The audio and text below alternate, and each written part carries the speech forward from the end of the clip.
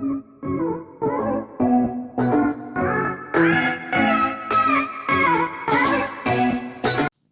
everyone, welcome back to the physics class.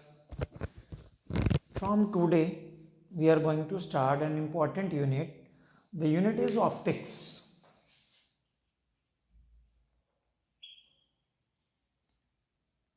Unit is optics.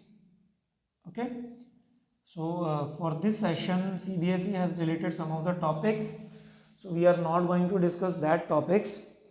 So according to CBSE revised syllabus, optics is starting from, optics is two parts, that is ray optics and wave optics.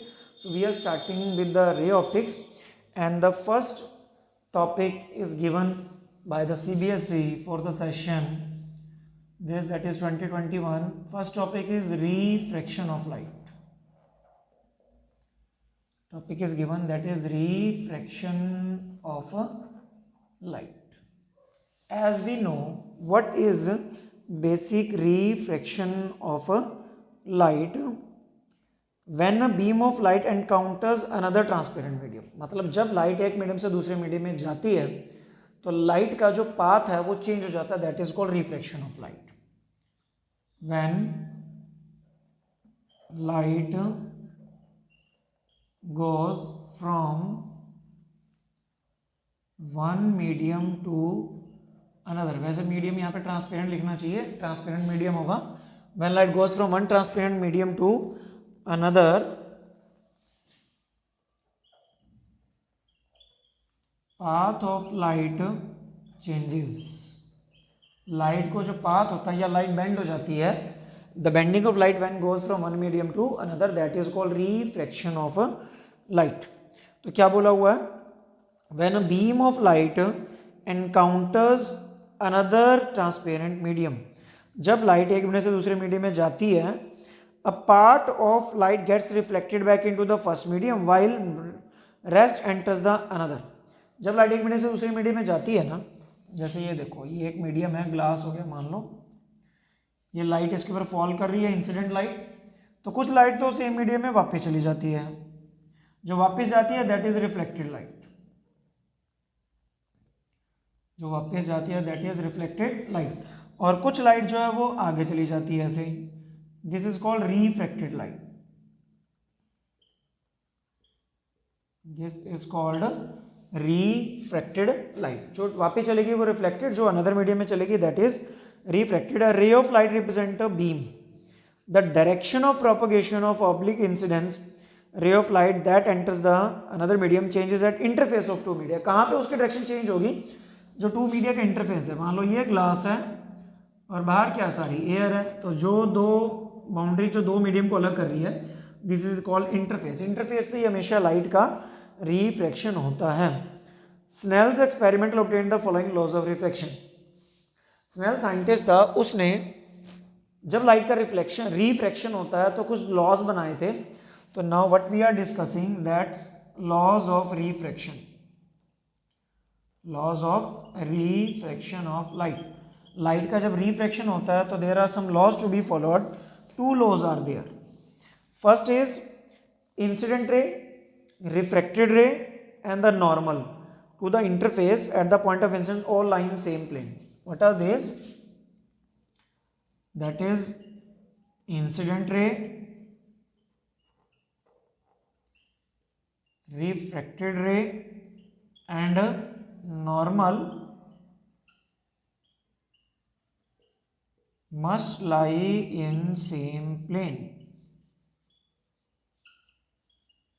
Okay, this perpendicular is called normal. And incident ray और normal के बीच का angle that is angle of incidence. Refracted ray और normal के बीच का angle that is angle of refraction. Incident ray, refracted ray, normal should lie in same plane. Same ही plane में होना चाहिए, मतलब एक बोर्ड पे बना रहे हो तो तीनों आप बोर्ड पे रिप्रेजेंट कर सकते हो. Second is called ratio of sine of angle of incidence to sine of angle of refraction. Ratio of sine of angle of incidence to the sine of angle of refraction is constant. इन दोनों का जो ratio होता है that is constant, और इस constant को बाद में नेम दिया गया था that is refractive index.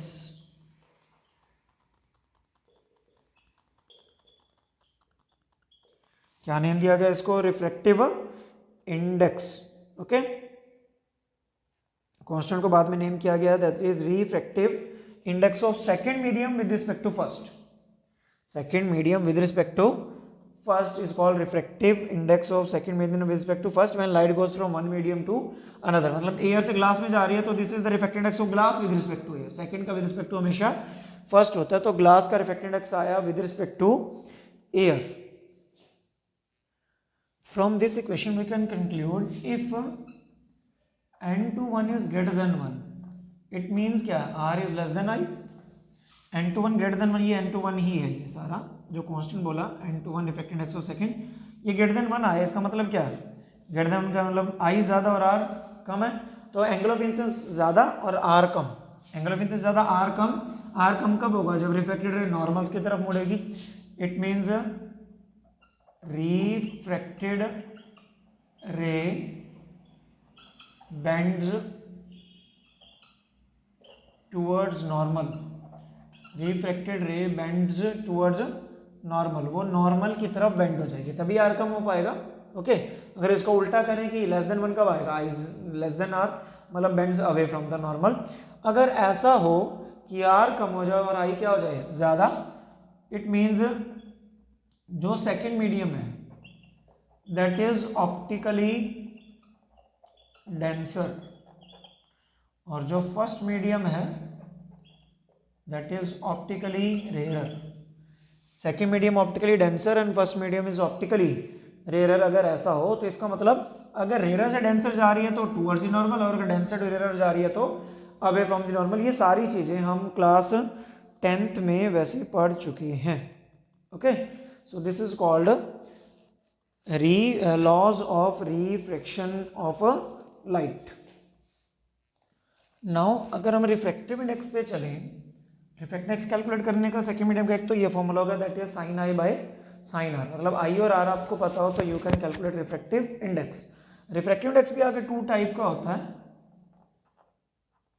To types of refractive index. First होता है एब्सोल्यूट रिफ्रैक्टिव इंडेक्स,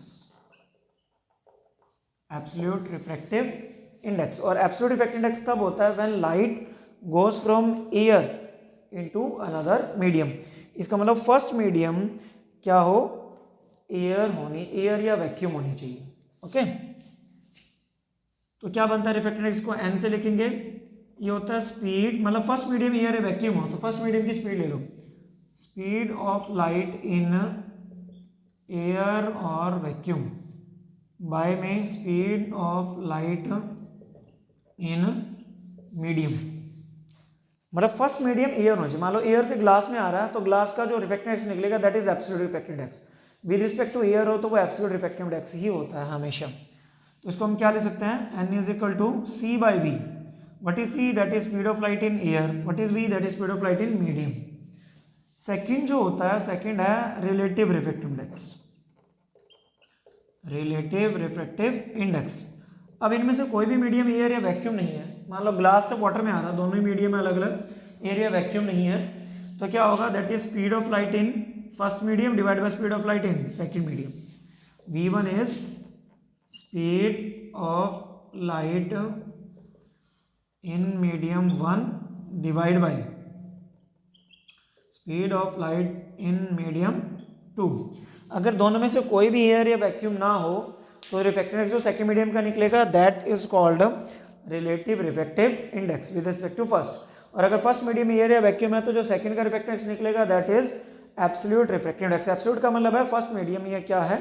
एयर या वैक्यूम। तो अगर हमें दोनों मीडियम या लाइट की स्पीड पता हो then also we can calculate refractive index. Refractive index actual में क्या होता है? Bending ability of the medium, कि कोई भी मीडियम लाइट को कितना बेंड कर सकता है जब लाइट उस मीडियम में आएगी, that is called its refractive index. जिस मीडियम का रिफ्रैक्टिव इंडेक्स ज़्यादा होगा वो डेंसर होता है। इसके बेस पे भी हम कर लेते हैं, that is high refractive index. High refractive index होगा तो डेंसर मीडियम होगा, और जिसका लोअर रिफ्रैक्टिव इंडेक्स होगा दैट इज रेयरर मीडियम, उसको रेयरर मीडियम कहते हैं। हाई रिफ्रैक्टिव इंडेक्स को denser medium, lower refractive index को रेयरर मीडियम कहा जाता है। और जिसमें रिफ्रैक्टिव इंडेक्स ज़्यादा उसमें स्पीड ऑफ लाइट कम होती है, क्योंकि रिफ्रैक्टिव इंडेक्स और speed of light in medium एक दूसरे के क्या है, इनवर्सली। इसका मतलब जो डेंसर मीडियम है उसकी स्पीड ऑफ लाइट कम होती है और रेयरर मीडियम में स्पीड ऑफ लाइट ज़्यादा होती है। अगर स्पीड ऑफ लाइट के बेस पे देखना चाहें, लाइट की स्पीड ज़्यादा रेयरर, लाइट की स्पीड कम डेंसर। रिफ्रैक्टिव इंडेक्स के बेस पे देखना चाहें, रिफ्रैक्टिव इंडेक्स ज़्यादा तो डेंसर और रिफ्रैक्टिव इंडेक्स कम तो वो रेयरर मीडियम होता है। Next topic we are discussing that refraction of light through a glass slab.